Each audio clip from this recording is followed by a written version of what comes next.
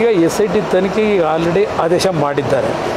ಈ ಒಂದು ಹಾಸನದ ಪ್ರಕರಣ ಚುನಾವಣೆ ಸಂದರ್ಭದಲ್ಲಿ ಏನು ಪ್ರಾರಂಭ ಆಗಿದೆ, ತನಿಖೆ ಸಂಪೂರ್ಣವಾಗಿ ಬರಲಿ, ಹೊರಗೆ ವಾಸ್ತವಾಂಶಗಳು ಬರಲಿ. ಈ ನೆಲದ ಕಾನೂನಿನಲ್ಲಿ ಯಾರೇ ತಪ್ಪು ಮಾಡಿದರು ಉಪ್ಪು ತಿಂದವನು ನೀರು ಕುಡಿಲೇಬೇಕು.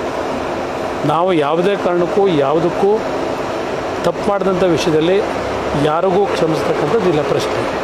ಅದರಿಂದ ತನಿಖೆಯ ವರದಿ ಸಂಪೂರ್ಣ ಹೊರಗೆ ಬರಲಿ, ಬಂದ ನಂತರ ಮಾತಾಡಿ.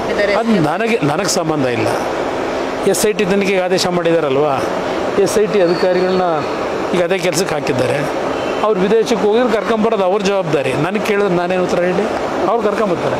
ಮುಖ್ಯಮಂತ್ರಿಗಳು SITಗೆ ತನಿಖೆಗೆ ಆದೇಶ ಮಾಡಿದ್ದಾರೆ ಅಂತಕ್ಕಂಥ ಗಮನಿಸಿದ್ದೇನೆ.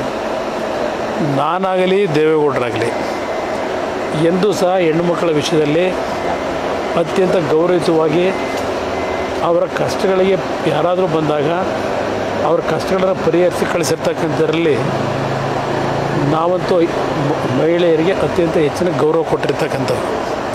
ಈಗ SIT ತನಿಖೆಗೆ ಈಗ ಆಲ್ರೆಡಿ ಆದೇಶ ಮಾಡಿದ್ದಾರೆ. ಈ ಒಂದು ಹಾಸನದ ಪ್ರಕರಣ ಚುನಾವಣೆ ಸಂದರ್ಭದಲ್ಲಿ ಏನು ಪ್ರಾರಂಭ ಆಗಿದೆ, ತನಿಖೆ ಸಂಪೂರ್ಣವಾಗಿ ಬರಲಿ, ಹೊರಗೆ ವಾಸ್ತವಾಂಶಗಳು ಬರಲಿ. ಈ ನೆಲದ ಕಾನೂನಿನಲ್ಲಿ ಯಾರೇ ತಪ್ಪು ಮಾಡಿದರು ಉಪ್ಪು ತಿಂದವನು ನೀರು ಕುಡಿಲೇಬೇಕು.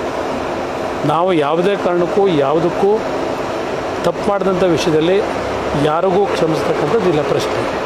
ಅದರಿಂದ ತನಿಖೆಯ ವರದಿ ಸಂಪೂರ್ಣ ಹೊರಗೆ ಬರಲಿ, ಬಂದ ನಂತರ ಮಾತಾಡಿ.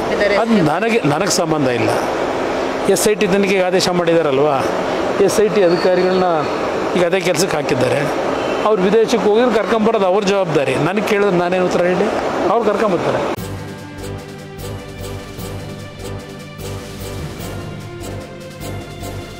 ಇದು ಮಾನವೀಯ ಸಂದೇಶದ ಜನವಾಹಿನಿ.